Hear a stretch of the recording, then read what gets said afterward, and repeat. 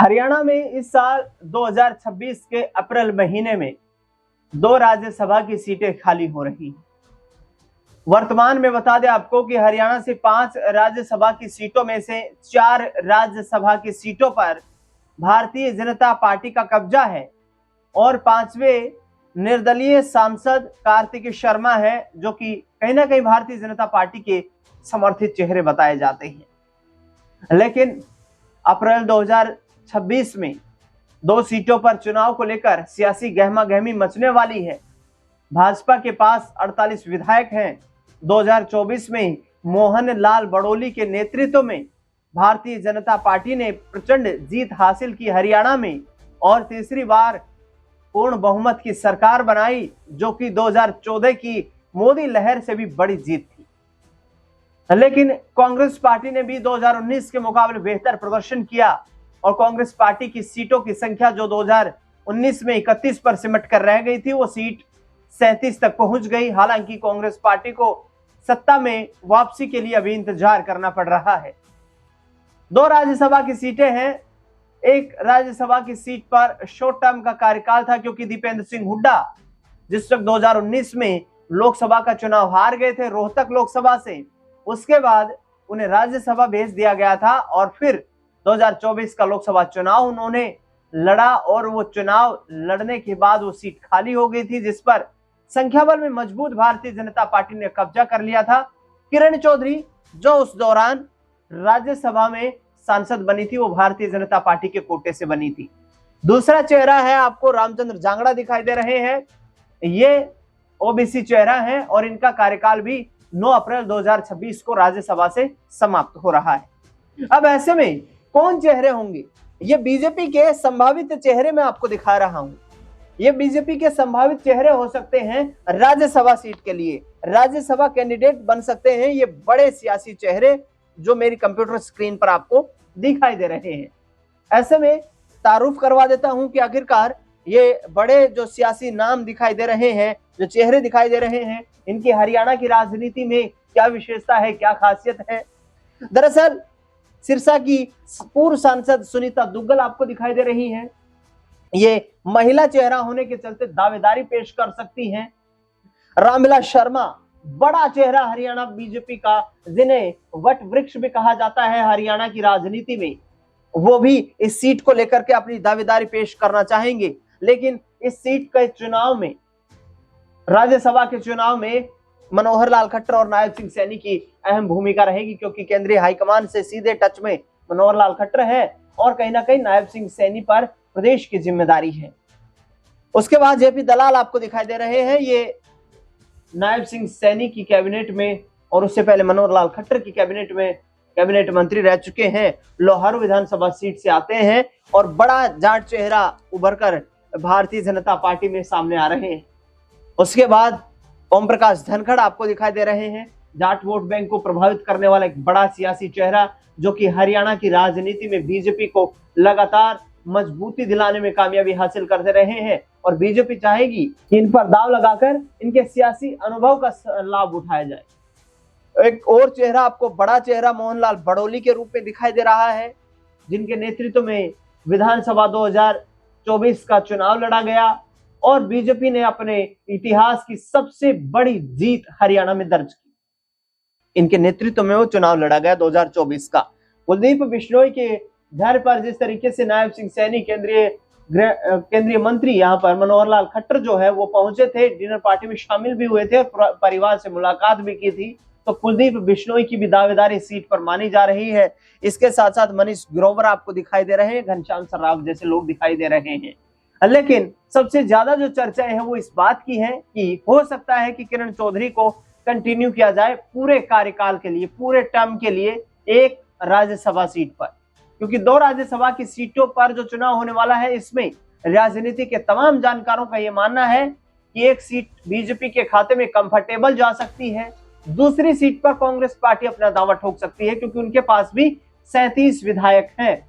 और यदि जोड़ तोड़ वाली सिचुएशन बने, क्रॉस वोटिंग वाली सिचुएशन बने, तो उसमें भी संख्या बल पूर्ण नहीं बैठ पाएगा, क्योंकि करीब 7 ऐसे विधायक जो कांग्रेस पार्टी में विधानसभा में मौजूद हैं उन्हें कहीं ना कहीं अपना क्रॉस वोट के जरिए पाला बदलना होगा, जो कि संभावना नजर बिल्कुल नहीं आती है।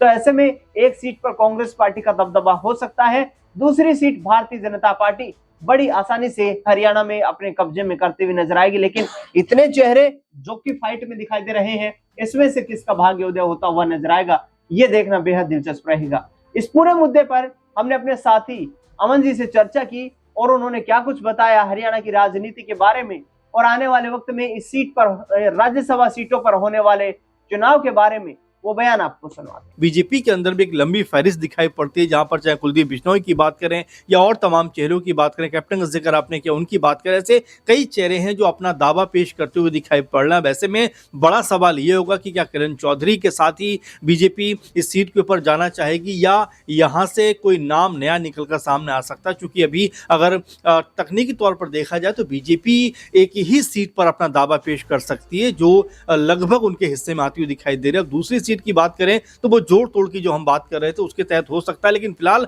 अगर एक नाम की बात करें तो मुझे ऐसा लगता है किरण चौधरी को बीजेपी जरूर एक बार फिर मौका देना चाहिए, क्योंकि 2 साल का सिर्फ उनका कार्यकाल था।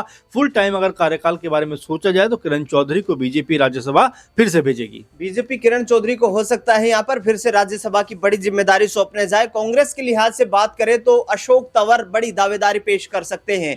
अजय माकन को भी पिछले राज्यसभा के चुनाव में हार का सामना करना पड़ा था, क्योंकि खबरें ये सामने आई थी कि कांग्रेस पार्टी में हरियाणा में क्रॉस वोटिंग हो गई थी। ऐसे में अशोक तंवर, जिन्होंने सीधे महेंद्रगढ़ में राहुल गांधी की रैली में कांग्रेस पार्टी में फिर से शामिल हो जाने का फैसला किया और सीधा कहीं ना कहीं गांधी परिवार के साथ उनका इंटरेक्शन है, तो क्या भूपेंद्र सिंह हुड्डा को यहाँ पर ओवरटेक करके गांधी परिवार दलित चेहरा होने के नाते अशोक तंवर के फेवर में जाना चाहेगा कांग्रेस पार्टी के लिहाज से, क्योंकि दलित वोट बैंक को भी साधना कहीं ना कहीं कांग्रेस पार्टी के लिए जरूरी है। लेकिन देखिए यहाँ पे हम अगर बात करें कांग्रेस पार्टी की तो राहुल गांधी या कांग्रेस आला कमान जो है वो जरूर चाहेगा कि अशोक तंवर जैसे चेहरे निकल कर सामने है, क्योंकि जाति की जो समीकरण है वो भी बैठाने का प्रयास किया जा सकता है। लेकिन भूपेंद्र सिंह हुड्डा की जिस तरह मजबूती कांग्रेस पार्टी में नजर आती है, आप देखेंगे 1 साल तक पूरा मामला डिले रहा कि भाई कोई भी नेता प्रतिपक्ष नहीं बन पाया, कई नामों पर चर्चा हुई, लेकिन आखिरकार भूपेंद्र सिंह हुड्डा के सर पर ये सेहरा बना, उन्हीं को विपक्ष नेता बनाया गया। ऐसे में उनकी जो तारीफ नायब सिंह सैनी ने कर दी है उसको लेकर भी तमाम तरह के अब सवाल उठते हुए दिखाई दे रहे हैं कि क्या आगे की रणनीति को देखते हुए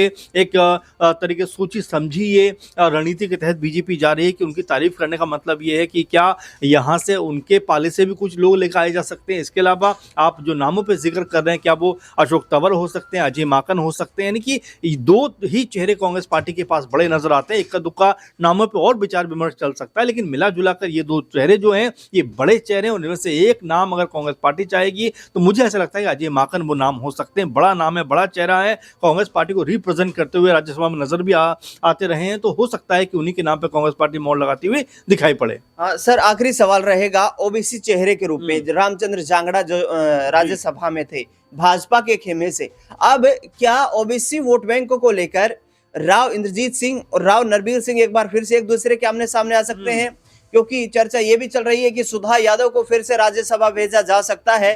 तो ऐसे में ओबीसी मुख्यमंत्री के तौर पर बात करें तो बड़ी जिम्मेदारी नायब सिंह सैनी के पास है, तो यहाँ अहिरवाल को मजबूत करने के लिए भाजपा ओबीसी को किस तरीके से कन्विंस करेगी? देखिए बिल्कुल, और इसको लेकर लगातार सवाल भी उठ रहे हैं, क्योंकि चाहे राव नरबीर हो चाहे राव इंद्रजीत हो, समय समय पर सवाल उठाते रहे, कहते रहे कि भाई जो अहिरवाल बेल्ट है लगातार बीजेपी को मजबूत करती रही है, तो ऐसे में उनका जो प्रतिनिधित्व है उसको भी बढ़ावा मिलना चाहिए, बढ़ाना चाहिए। और इस तरह की तमाम सारी बातें लगातार अब कह सकते हैं कि जो खेमा है कह सकते राव इंद्रजीत का उनकी तरफ से उठ रही है, राव नरबीर की तरफ से उठ रही है। अब वो क्या वाकई में बीजेपी इसको लेकर बहुत सीरियस है, क्या बाकी बीजेपी ओबीसी चेहरे को ही आगे बढ़ाना चाहती है, चाहे सुधा यादव हो या कोई और चेहरा हो? तो ये अब बीजेपी के आला कमान पे डिपेंड करता है, क्योंकि आवाजें तो उठती रही हैं कि भाई जो अहिरवाल बेल्ट है वो लगातार बीजेपी को न सिर्फ मजबूत करती रही है, बल्कि अगर बीजेपी 3 बार से सत्ता में है तो उसका सबसे बड़ा जो कह सकते हैं योगदान है वो इसी बेल्ट का नजर आता है। बिल्कुल, हरियाणा में अहिरवाल बेल्ट का बड़ा योगदान नजर आता है। देखना दिलचस्प ये रहेगा कि आखिरकार